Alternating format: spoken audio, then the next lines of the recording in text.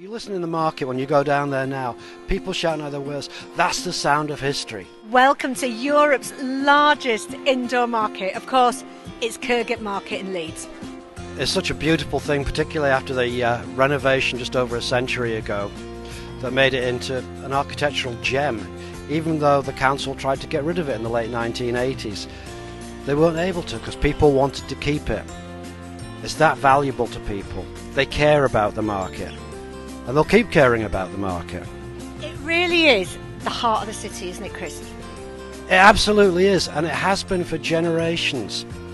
But the market wasn't always on this site. So, Chris, this is Briggate, one of Britain's busiest shopping streets. And it's got a real history, hasn't it? It's got a history that dates back over 800 years. Imagine this on a Tuesday morning. You'd have stalls up both sides, all the way up to the hedgerow. People selling chickens that they brought in, butter, fruit, the produce that they'd grown, tinkers that resurface pans, people selling old clothes. And there are so many analogies between what the market was like then and what the market's like these days. You listen in the market when you go down there now, people shouting out their words. That's the sound of history. Come on, have a look. Very, very nice. Come round here if you want serving. Very, very good. Very, very nice. Very, very sweet. Come on, girls. The most famous story out of Leeds Market, of course, is Marks and Spencer's, which has grown into an international brand. But its start here was very small, very humble, with a penny bazaar. And it grew into a stall here, then more places around Leeds.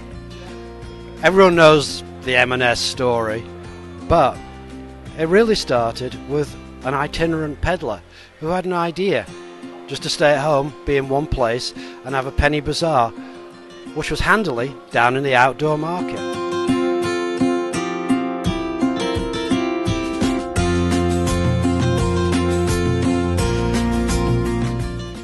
This is the open market, and for me this is the absolute essence of the market. It's been in pretty much the same spot since the middle of the 1800s.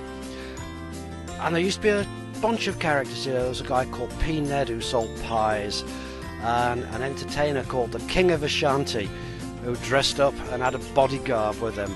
But people shouting their wares, people selling stuff like the shoes here. There's so many similarities to the way the market was on Briggate. It's the continuity of the market, even more than the stalls. There's a wonderful picture from the 1800s of people with just stuff set up on the ground around a square, and people marching through.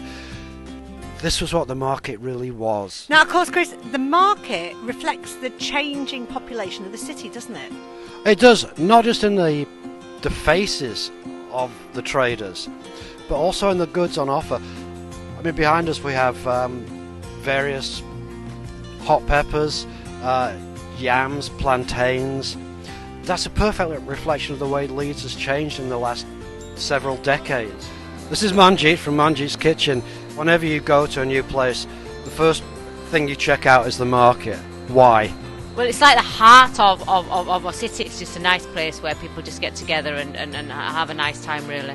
Wherever you go, the essence of a market is exactly the same thing. So people coming from elsewhere can go into a market and immediately, if they don't know the currency or the language, they know what's going on. Yeah, it's like it's fresh produce. It's like you just get it out just at the corner of the cafe, and it's just like you don't need to go elsewhere. When people first started to ask me, you know, why are you opening up here in the market, and literally, obviously, because I'm born and bred here in Leeds, and I'm thinking Leeds, the market is the place where I want to be. That is who I am, and it's just like I say, it's why not the market? It's a fantastic space, and it's a fantastic place where it brings the community together. So that is why I'm here at the Leeds Kirkgate Market.